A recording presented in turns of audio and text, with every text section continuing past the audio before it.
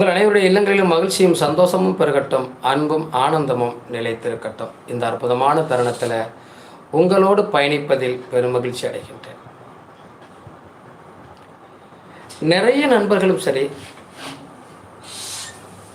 என்னுடைய ஜாதகம் பார்க்கக்கூடிய வாடிக்கையாளர்களும் சரி, கேட்கக்கூடிய கேள்வி இது பல பேர்கிட்ட வரக்கூடிய கேள்வியாக இருக்கு. சார், நாம் ஜாதகம் பார்க்கிற போது நிறைய பேர் உனக்கு ராஜயோகம் இருக்கு, விபரீத ராஜயோகம் இருக்கு, அகண்ட ஜாம்ராஜ்ய யோகம் இருக்கு, ஜெய யோகம் இருக்கு, சந்திர மங்கள யோகம், இப்படி யோகங்களை சொல்லிகிட்டே போகிறாங்க இல்லையா? அந்த யோகங்கள்லாம் இருந்தால் நான் ஏன் கஷ்டப்படுறேன்? அப்போ இந்த யோகங்கள்லாம் ஏன் வேலை செய்யலை? எதற்காக இத்தனை யோகங்கள் ஜாதகத்தில் இருக்குன்னு சொல்கிறாங்க? இதனுடைய நிலை என்ன?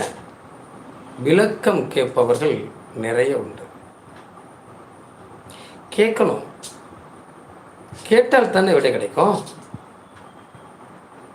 கேட்காம நமக்கு எதுவுமே கிடைக்காது. எந்த பொருளும் நம்மை நோக்கி வராது, தேடி வராது.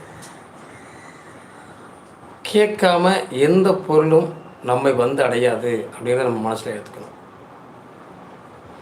இன்னும் ஒரு விஷயத்தில் நம்ம பார்த்தோம்னா, ஒவ்வொரு ஜாதகத்திலையும் நிறைய யோகங்கள் இருக்கு இல்லையா?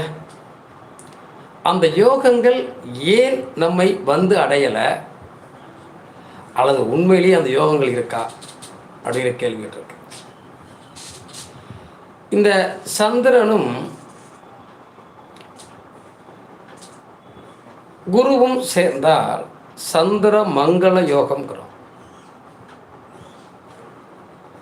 குருவும் செவ்வாயும் சேர்ந்தால் குரு மங்கள யோகம்ங்கிறோம். இப்போ இந்த குரு மங்கள யோகம்ங்கிறது என்ன? நிறைய இடம் பொருள் வாங்குவாங்க, சொத்து சுகம் வாங்குவாங்க. சந்திர மங்கள யோகம் என்ன? வண்டி வாகன வீடு வாசலோட சமத்தியாக சந்தோஷமாக ஹாப்பியாக வாழ்வாங்கன்னு சொல்கிறாங்க. சாம்ராஜ்ய யோகம் மிகப்பெரிய ஜாம்ராஜ்யத்தை கட்டி ஆளக்கூடிய யோகத்தை கொடுக்கும்னு சொல்கிறாங்க. அனவா யோகம், அமலா யோகம், எவ்வளவு யோகம் ஐயா வாழ்க்கையில்! சூரியனுக்கு 2 பக்கத்துலையும் சுபக்கிரகங்கள் இருந்தால் அது மிகப்பெரிய சிறப்பை தரும். சூரியனுக்கு 12ஆம் இடத்துல சுபக்கிரகங்கள் இருந்தால் அது மிகப்பெரிய வெற்றியை தரும். ஜெயயோகம், எதிலும் வெற்றி அடைவாங்க. குருவும் சூரியனும் இணைந்திருந்தால் அவங்களுக்கு சிவராஜயோகம், 2 ராஜகிரகங்கள் இணைந்திருக்கிறது, மிகப்பெரிய பதவி வைப்பாங்க. இப்படி நம்ம நிறைய இந்த கிரகங்களை பற்றிய யோகங்களை பற்றி நிறைய நமக்கு ஜோதிடர்கள் சொல்லுவாங்க. இந்த யோகம்லாம் இருக்கியா, நீ ஜெயிச்சிடலாம், வாழ்க்கையில் பெரிய ஆளாக வருவ அப்படின்னு சொல்லும்போது நம்ம மனசுக்கு சந்தோஷமாக இருக்கும். பரவாயில்ல, இவ்வளவு ராஜயோகங்கள் நம்ம பிள்ளைக்கு இருக்குது அப்படின்னு நம்ம அப்பா அம்மாவுக்கும் சந்தோஷமாக இருக்கும். நம்முடைய ஜாதகத்தை கொண்டு போய் ஒரு குழந்தையோட ஜாதகத்தை நம்ம பார்க்குறோங்கிற போது இந்த யோகங்கள்லாம் இருக்குன்னு சொல்லும்போது நமக்கு ரொம்பவே ஹாப்பியாக இருக்கும். ஏன்னா யோகங்கள் இருந்தால் தானே வாழ்க்கையில் சந்தோஷமாக வாழ முடியும். அது எல்லாருக்கும் உள்ள விஷயம். இந்த ஹாப்பினஸ்ஸான இந்த யோகங்கள் இருந்தும் அதை நாம் அடைய முடியாத நிலைக்கு தள்ளப்படுறோமே. இவ்வளவு யோகங்கள் இருக்குன்னு ஜோதிடர்கள் சொன்னாங்களே, அதில் ஒரு யோகம் கூடவா நமக்கு வேலை செய்யலை? வருதுல சந்தேகம் வருதா இல்லையா?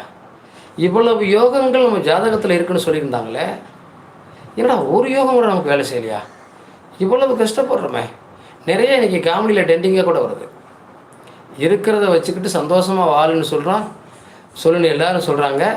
நம்மகிட்ட இருக்கிறது கஷ்டமும் கடனும் தான். இதை வச்சுட்டு எப்படி சந்தோஷமாக வாழணும்னு சொன்னால் யாருமே வாய் திறக்க மாட்டாங்க அப்படின்னு ஒரு காமெடி நிறைய வந்துட்டுருக்கு. உண்மை தானே இருக்குது. வாழ்க்கையில் அடுத்த அத்தியாயத்தை நோக்கி வாழ்க்கையை ஓட்டணும்னா நாம் மகிழ்ச்சியாக வாழ்கிறதுக்கு ஏதாவது வாய்ப்பு இருக்கா? நிறைய சம்பாத்தியம் இருக்கா? பொருளாதாரம் இருக்கா? அதுதாங்க ரொம்ப ரொம்ப முக்கியமாக இருக்குது. நம்ம ஜாதகத்தில் அதுக்கு இடம் இருக்கா? நிறைய நண்பர்கள் கடகத்தில் பிறந்தவங்க என்கிட்ட கேட்டு புலம்பி அழுதவங்க இப்போ ரிலீஸ் ஆயிரும்னு சொன்னேன். இந்த சனிப்பெயர்ச்சிக்கு அப்புறம் கண்டிப்பாக ரிலீஸ் ஆகும்.